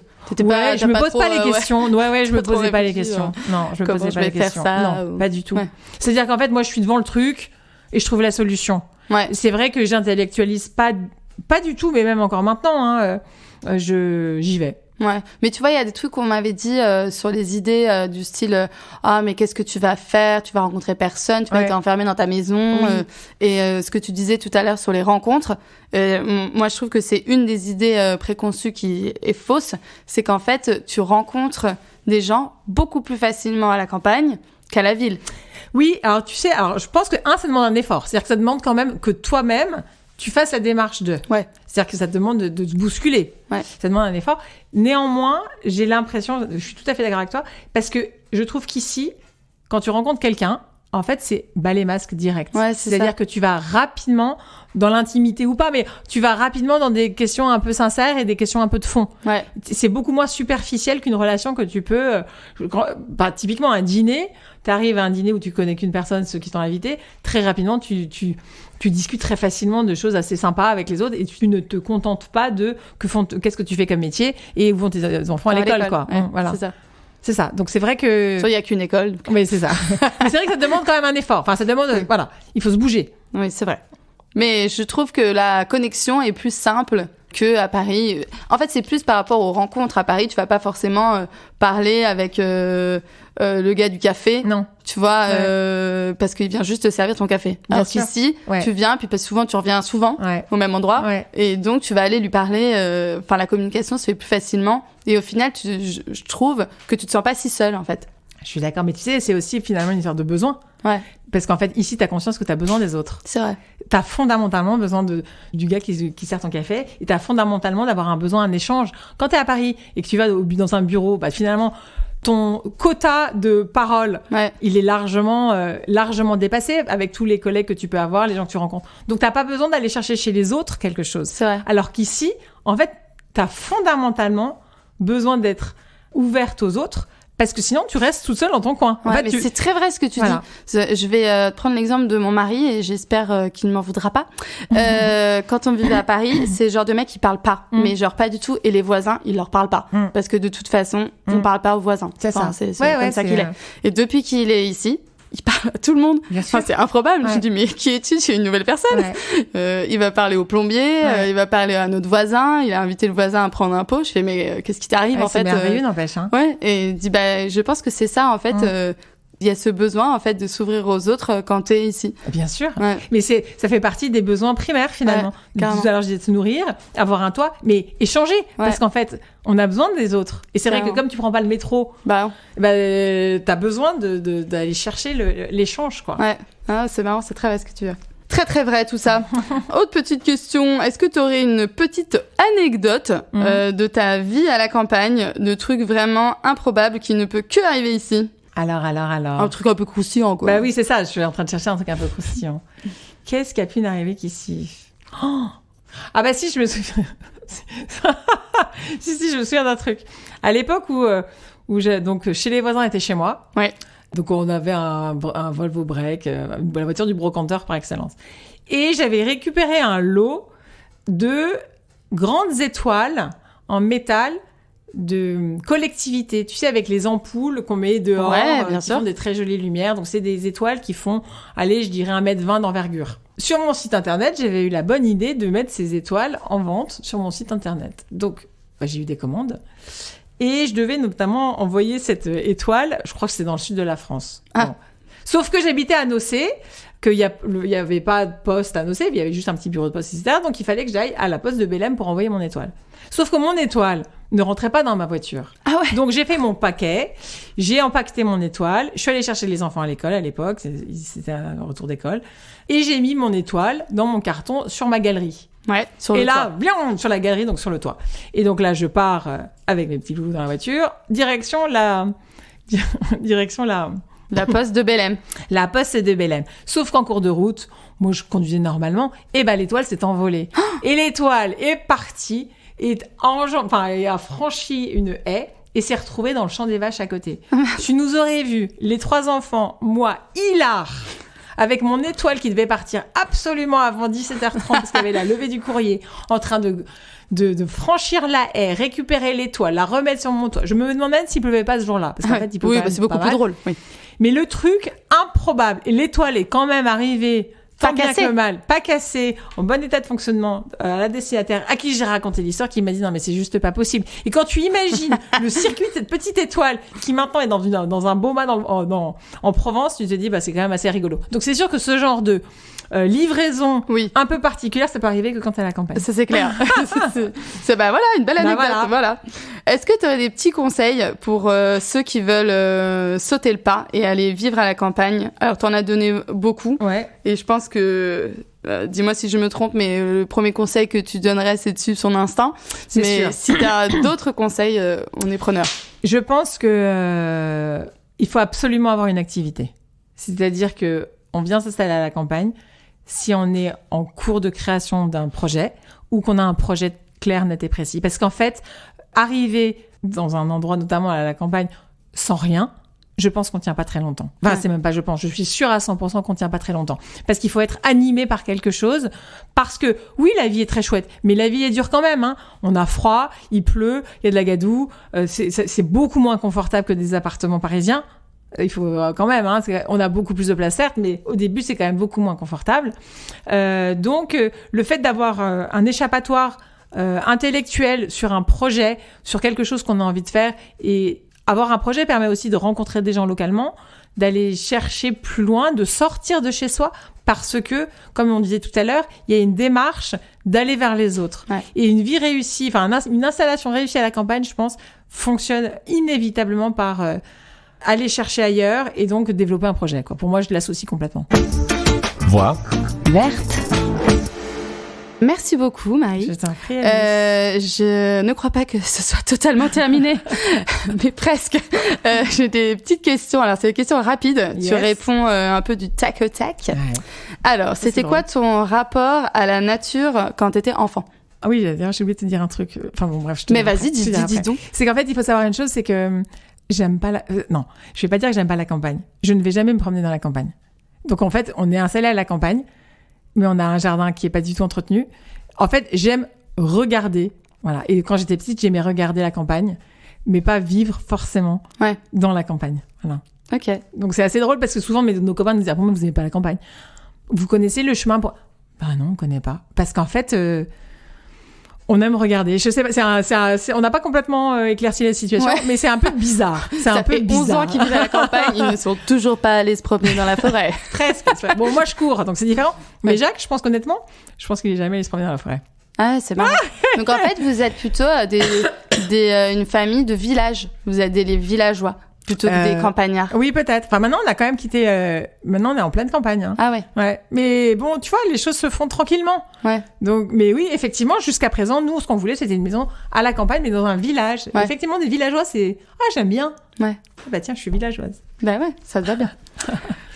Mais oui, parce qu'on n'a pas dit, vous avez encore changé de on a maison. encore changé de maison. Mais oui, parce que vous aimez bien changer de maison. Ouais. Puis là, c'était une évidence. Il l'a fait c'est cette vrai. maison. Ouais. Mais elle est à la campagne, du coup. Elle est à la campagne, mais c'était, c'est en courant, je l'ai rencontrée. J'ai rencontré cette maison. Ah ouais, C'est vraiment une rencontre. Et je l'ai attendue pendant 5 ans, je pense. Ah ouais. Et le propriétaire ne la vendait pas.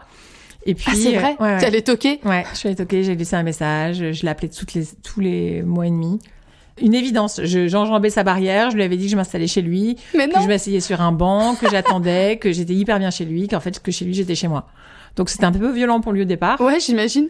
Et Mais puis, en fait, c'était sa maison secondaire ouais, ou... c'était sa maison Ah ouais. secondaire. Et puis, en fait, on a eu un coup de foudre amical, lui, sa femme, Jacques et moi. Et puis, ça s'est fait à la sortie du confinement. Ok. Du coup, il vit avec vous maintenant. Ouais, c'est ça. Non, ils sont pas revenus encore, mais ouais. Ah, c'est ça. top. Et est-ce que donc il y a une chose de la ville qui te manque? Alors, aujourd'hui, je dirais... Attends, répète la question. Alors, s'il y avait une chose de la ville qui te manque aujourd'hui? J'aime bien parce qu'on entend l'horloge. Ouais. Une chance de la ville qui me manque. Ça va être une réponse normande, mais comme j'y vais toutes les semaines, en fait, tu vois, c'est... Ah oui. Maintenant, je peux pas dire que j'ai des choses qui me manquent. En revanche, je sais que quand j'arrive à Paris, j'adore entendre le bruit. Ah, ça Mais je sais que ça va pas durer très longtemps. Mais j'aime entendre ce bourdonnement. Je sais que ça va durer peu de temps, mais j'adore ça. Ok. Voilà. Et est-ce qu'il y a, à l'inverse, une chose que tu es bien contente du coup de quitter de Paris quand tu arrives chez toi et que tu t'installes et tu te dis « Ah, Ah, mais alors, c'est la lumière. C'est-à-dire qu'en fait, c'est vrai que je me rends compte que je suis très dans l'essence. Ouais, c'est marrant. Ah ouais. La lumière. Mais même quand je quitte Paris, que je suis sur l'autoroute et que je vois le soleil qui se lève. Ouais, c'est incroyable. Mais la lumière, le brouillard. Mais je suis au taquet. Moi, Mais c'est pour ça vraiment. que j'adore d'ailleurs venir en voiture plutôt qu'en train. Oui. Parce que quand tu arrives dans ta voiture et que tu arrives sur le moment où tu arrives dans le parc du Perche, en fait. Ça bascule. Et ouais, il y a une bascule. Tout d'un coup, les paysages deviennent dingos. La lumière est trop belle. Et moi, je suis là. Ah, c'est beau. C'est là. Ouais, c'est Ouais, vrai. Ça fait top. Donc voilà, tu vois, c'est que des choses sensorielles en fait, dans C'est un vrai. sens ou dans l'autre. Ouais. Est-ce que tu aurais un lieu à nous conseiller près de chez toi, en dehors de tout, tout ce que tu as, tonton, Ouais. chez les voisins Est-ce qu'il y a un lieu que tu aimes particulièrement Pour manger, pour passer un moment, pour... Ce que tu préfères, ça peut être une balade, bon, on aura compris, c'est pas dans la forêt, Ouais. mais... Et encore, ouais. Alors en fait, j'aime beaucoup. Alors il se trouve que c'est en fait, j'aime beaucoup tout le coin, moi, de Saint-Cyr-la-Rosière. Ouais.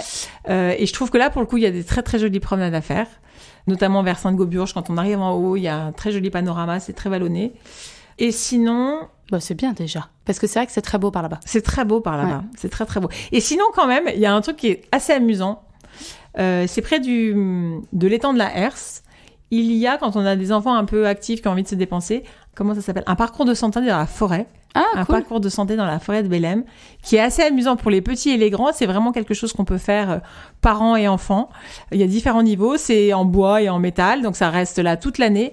Et c'est très amusant. Parce Ok. que c'est assez ludique. Et moi, j'aime bien les activités qu'on peut faire en s'amusant, parents et enfants. Voilà. Ok, top, merci beaucoup. Alors, est-ce que tu es plutôt drive ou course au marché ? Course au marché. Et est-ce que tu es plutôt chasse ou pêche ? Clairement, ni l'un ni l'autre. Mais sinon, plutôt pêche. Mais en même temps, je pêche pas. Mais je chasse carrément pas. Ouais. Voilà.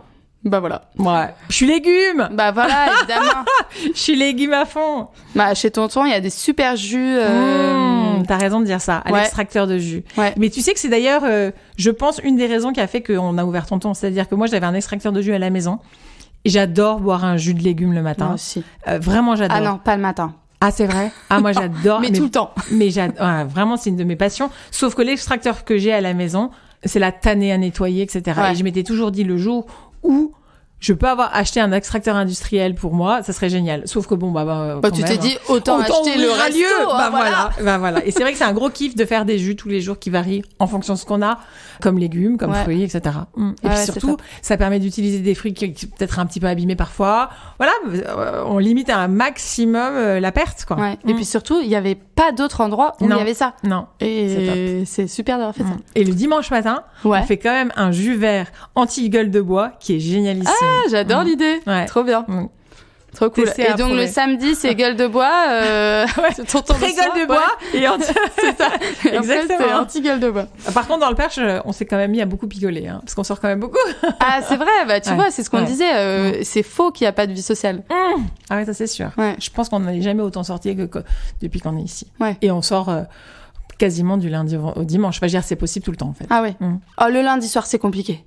Bah, disons que tu peux facilement aller chez ton voisin, Ah oui, quoi. bien sûr. Oui, tu vas chez les gens. Oui, tu évidemment. vas chez les gens. Mais c'est vrai que je trouve que on a des vies sociales qui sont hyper denses. Ouais. Hyper denses. Et alors, ma dernière petite Oui. question pour bien finir cet épisode qui était très riche, et je te remercie. Moi, je suis une personne mélomane, donc j'adore la musique, et pour moi, ça a toujours lié à des moments de vie. Donc, est-ce que tu aurais une chanson, un titre qui représenterait un peu ta vie ici à la campagne, ou peut-être juste en ce moment, ton titre chouchou? Oh, la question. Alors, moi, j'aime beaucoup la musique, mais je suis nulle en titre. Ah mince. Mais c'est pas grave. Alors, en fait, il y a une chanson que j'aime beaucoup. C'est là qui me vient tout de suite à l'idée, en tête, pardon. C'est comment elle s'appelle? Une Femme Like You de d'Emma Peters. Ah oui, ok. Voilà. J'aime énormément cette chanson, qui est pour moi à la fois pour une femme comme pour un homme. Et elle a un rythme que j'aime. Et là, je l'entends tout de suite, mon corps est en éveil. Ok, super. Merci Voilà, beaucoup, Marie. Alice. C'était top. J'ai adoré échanger avec toi. Bah, merci mille fois. À bientôt. À très vite. Chante avec moi, je veux un homme like you. Bad boy, tu sais que tu me plais, un homme like you. Hey, hey.